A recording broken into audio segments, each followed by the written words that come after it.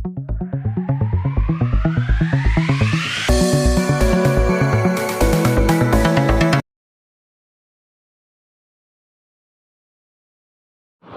दोस्तों, आज की वीडियो में हम जानेंगे डायरिया के बारे में।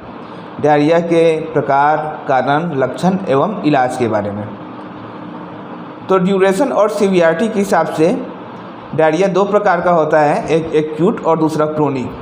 एक्यूट डायरिया जिसमें लक्षण अचानक दिखाई पड़ते हैं और 2 से 4 दिन तक रहते हैं, और क्रोनिक डायरिया जिसमें 1 हफ्ते से ज़्यादा यदि दस्त हो रहा है तो उसको क्रोनिक डायरिया बोलते हैं। यदि किसी व्यक्ति को दिन में 3 बार से अधिक दस्त हो रहा है और यदि दस्त पतला या उसमें म्यूकस की मात्रा हो तो उसको हम दस्त या डायरिया बोलते हैं। डायरिया कारण के हिसाब से 2 प्रकार के होते हैं, एक इन्फेक्टिव और दूसरा non infective. Non infective diarrhoea में जैसे हम कुछ भी गरिष्ठ भोजन खा लेते हैं या उल्टा सीधा या बाहर का खाना खा लेते हैं तो वह पेट में पच नहीं पाता, अपच हो जाता है, जिसके वजह से भी डायरिया होता है, जिसको नॉन इन्फेक्टिव डायरिया या सामान्य भाषा में लूज मोशन भी बोलते हैं। कुछ एंटीबायोटिक्स को भी लंबे समय तक लेने से भी लूज मोशन होता है।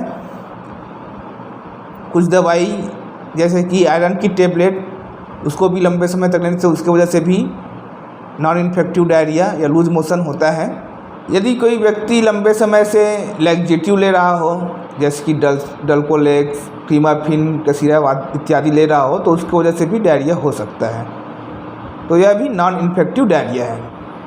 दूसरा है इन्फेक्टिव डायरिया, जिसमें कुछ बैक्टीरिया जैसे शिगेला बैसिलस के वजह से आंतों में इन्फेक्शन होता है, जिसकी वजह से दस्त होता है। प्रोटोजोआ या परजीवी जैसे कि अमीबा और जियार्डिया, जिसके इन्फेक्शन के कारण से भी दस्त होता है। दस्त जो है संक्रमित भोजन, संक्रमित पानी या संक्रमित व्यक्ति के मल के द्वारा एक दूसरे में फैलता है। आइए जानते हैं डायरिया में क्या क्या लक्षण होते हैं। यदि किसी व्यक्ति को डायरिया हो तो उसको 3 बार से अधिक दस्त होगा एक दिन में। साथ में दस्त जो है पतला हो सकता है या पानी की तरह भी हो सकता है। दस्त में आंव या म्यूकस भी हो सकता है। साथ में पेट में मरोड़ भी हो सकता है और उल्टी और हल्का बुखार भी हो सकता है। दस्त के इलाज में जो दवाई दी जाती है उसमें सबसे पहले नंबर पर आता है ORS, ओरल रिहाइड्रेशन साल्ट, जो कि हमारे शरीर में पानी की कमी को पूरा करता है। जब हमें दस्त होता है, दस्त के साथ में यदि उल्टी भी हो रहा है, तो उसी कारण से हमारे शरीर में पानी एवं इलेक्ट्रोलाइट्स की कमी हो जाती है, जिसको पूरा करने के लिए ORS दिया जाता है, जिसको जीवन रक्षक घोल भी कहते हैं। यदि आपके पास दवाई नहीं है तो भी सबसे पहले आप जितना जल्दी हो सके ORS को स्टार्ट करें।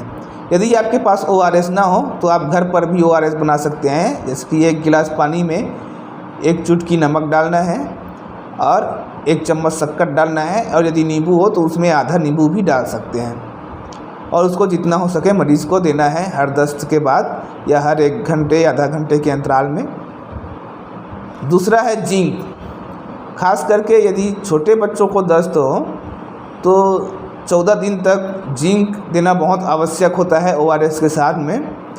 यदि 6 महीने से ऊपर का बच्चा है तो 1 गोली, 20 मिलीग्राम की गोली आती है, उसको 1 गोली, और यदि 6 महीने से छोटा है, 3 से 6 महीने तक का, तो उसको 10 मिलीग्राम देना है, यानी कि आधी गोली।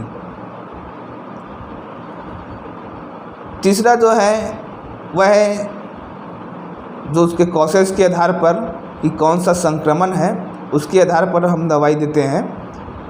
जैसे कि अगर बैक्टीरियल इन्फेक्शन है तो उसके लिए एंटीबायोटिक जैसे कि ओफ्लॉक्सेसिन या सिप्रोफ्लॉक्सेसिन या नॉरफ्लॉक्सेसिन। साथ में प्रोटोजोअल इन्फेक्शन के लिए मेट्रोनिडाजोल, ओरिंडाजोल, ट्रिनिडाजोल इत्यादि दवाई दी जाती है। कुछ कॉम्बिनेशन वाली मेडिसिन भी आती है, जिसमें सिप्रोफ्लॉक्सेसिन या ओफ्लॉक्सेसिन के साथ में ओरिंडाजोल, ट्रिनिडाजोल, मेट्रोनिडाजोल ये दवाई मिली रहती है, तो उसको भी दे सकते हैं।